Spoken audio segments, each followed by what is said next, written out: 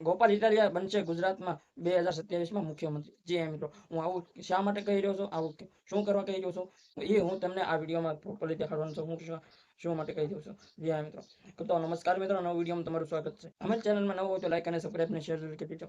હાલ સોશિયલ મીડિયાની અંદર લોકોનો સવાલ કરતા હોય છે, લોકો સવાલો આગળ સવાલ કરી રહ્યા છે કે 2027માં કોણ બનશે ગુજરાતનો મુખ્યમંત્રી। જી મિત્રો, કેમ કે ઘણા લોકો એવું કહી રહ્યા છે કે ગોપાલભાઈ ઇટાલિયા વિસાવદરના મિત્રો, ગોપાલભાઈ ઇટાલિયા વિસાવદરના એમએલએ, કેમ કે ઘણા લોકો તો ખુશ થશે અને ઘણા લોકો ના ખુશ થશે। જી મિત્રો, કેમ કે ઘણા લોકો ગોપાલભાઈ ઇટાલિયાને લાવવા માંગે છે, ઘણા લોકો નથી લાવવા માંગતા।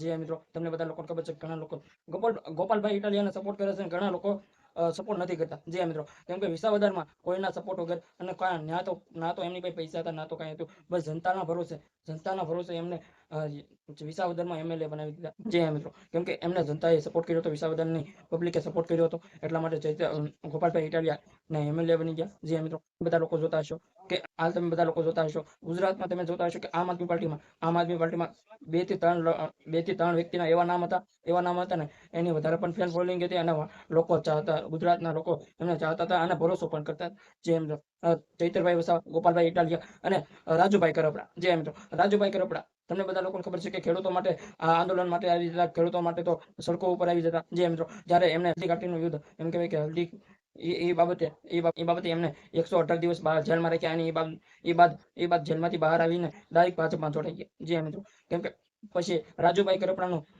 લોકો ભરોસો કરવાનું મૂકી દીધું। જે મિત્રો, ભરોસો તે કરવાનો બંધ કરી દીધો, કેમ કે પેલા જેવો રાજુભાઈ કરપડા નતા રહ્યા અને પેલા જેમ ખેડૂતોની સાથે નતા રહ્યા। કેમ કે તમને બધા લોકોને ખબર છે કે રાજુભાઈ કરપડા જ્યારે આમ આદમી પાર્ટીમાં હતા ત્યારે લોકો એમને સપોર્ટ કરતા અને ચાહતા પણ। જે મિત્રો, હવે ગોપાલભાઈ ઇટાલિયા અને ચૈતરભાઈ વસાવા એમ કહેવાય કે એક ડેડિયાવાડાના ધારાસભ્ય છે। જે મિત્રો, એમ કહેવાય કે ટાઈગર, આદિવાસીના ટાઈગર અને ધુરંધર નેતા કહેવાય। જે મિત્રો, કેમ કે આદિવાસી સમાજના લોકો માટે હવે તો એ ચૈતરભાઈ વસાવા તો ગમે, આદિવાસી સમાજના લોકો એમને ચાહે છે અને ગુજરાતની જનતા પણ ચાહે છે, કેમ કે એમના સારા કામ છે અને સારું, અને ગમે ક્યારે એ બોલતા હોય છે કે હું ભાજપમાં નહીં જોડાવું। જે મિત્રો, અત્યારે તો જેલની અંદર છે। જે મિત્રો, ચૈતરભાઈ વસાવા જેલની અંદર છે, શું કઈ ખબર ન જેલની બહાર આવશે, જો પાર્ટી જોઈને બીજી કરી રહેશે તો કઈ ખબર નથી। ગોપાલભાઈ ઇટાલિયા, ઘણા લોકો એવું કહી જશે કે ભાઈ ગોપાલભાઈ ઇટાલિયાને મુખ્યમંત્રી તમે 2027માં બનાવો। ગોપાલભાઈ ઇટાલિયા, ઘણા લોકો એવું કહે છે ભાઈ જો ગોપાલભાઈ ઇટાલિયા ખરેખર જો મુખ્યમંત્રી બનવું જોઈએ ને, માફી માને ને, ભાજપને છેલ્લા 28 વર્ષથી ભાજપનું રાજ ચાલી રહ્યું છે અને ભાજપના નેતા આવ્યા છે। જે મિત્રો, કેમ કે તમને બધા લોકોને ખબર છે કે અત્યારે ભૂપેન્દ્રભાઈ મુખ્યમંત્રી છે। આવનારા સમયમાં મને એવું લાગી રહ્યું છે કે હર્ષ સંઘવી બની શકે। જે મિત્રો, કેમ કે ભાજપનું રાજ છે અને ભાજપ તો ગમે તે કરી શકે। અને ગોપાલભાઈ ઇટાલિયાને જો ગુજરાતનો મુખ્યમંત્રી બનવો જોઈએ ને, તો ભાઈ ભાજપમાં જોડાય છે, કેમ કે મને તો નથી લાગી રહ્યું કે આમ આદમી પાર્ટી સરકાર હજી બનાવી નથી અને ભાજપનું રાજ ચાલી રહ્યું છે।